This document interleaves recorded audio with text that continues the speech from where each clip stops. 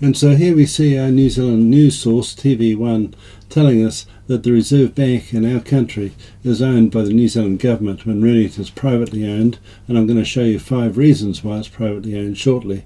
But first of all, here's this item about the ownership and functions of the Reserve Bank in New Zealand. Now, you may be asking, what exactly is the Reserve Bank and what does it do? Well, established in 1934, it's New Zealand's central bank, owned by the government but operating totally independently. And so here are the 5 reasons that the Reserve Bank in New Zealand is not controlled by the people of New Zealand or the government of New Zealand. It's actually controlled and owned by outside interests who are the money changers. And when you look in the phone book, for example, you'll see that the Reserve Bank is not listed among the government departments. It's listed there in the white and the yellow pages, where all the other private corporations and individuals are listed. And the second reason is that the Reserve Bank in New Zealand was set up in 1934 by emissaries from the Bank of England, in particular Otto Niemeyer, who founded the bank, and also Professor Gregory from London.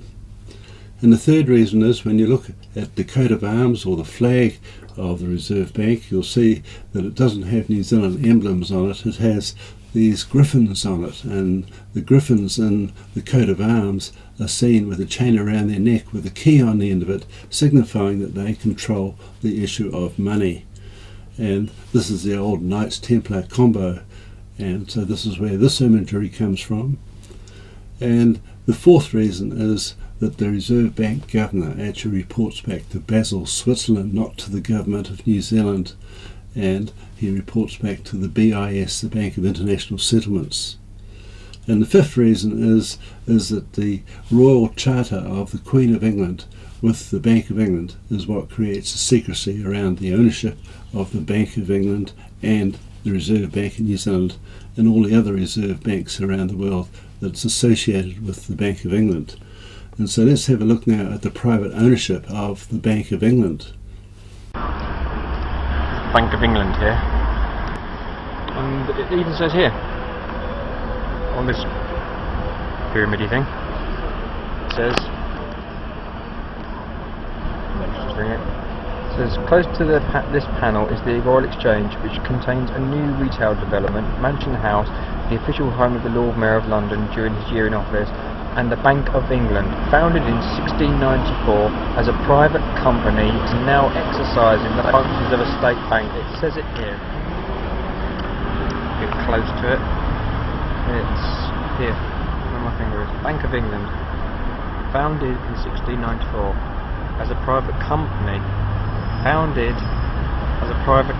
and now exercising the functions of a state bank. It doesn't say it's a government-owned state bank. It clearly says in black and white, founded in 1694 as a private company and now exercising the functions of a state bank. That is a private company that issues notes that are worthless bits of paper and that are backed up by nothing.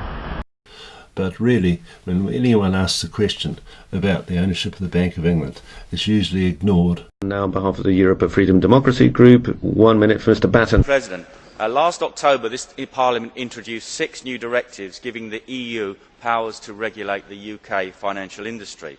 On the 7th of February I submitted a written question to the Commission advising them of one aspect of the UK Companies Act 1976. Section 27 of the Act gives a significant exemption to just one company, the Bank of England Nominees Limited. This exemption means that the identities of the shareholders of the Bank of England are kept secret. I have asked the Commission if this exemption contravenes EU law and if the new regulatory bodies will have the power to require the disclosure of the names of the Bank of England's shareholders. Of course, I and my party don't want any EU law, but the Commission and the British Government do.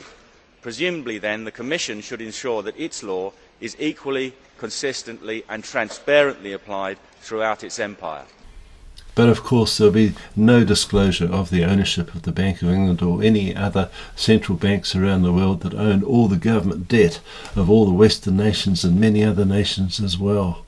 And so it's all kept secret according to the plan that Mayer Amschel Rothschild laid down way back in Frankfurt. And it's no coincidence that the central bank for the EU is in Frankfurt today, where it all began.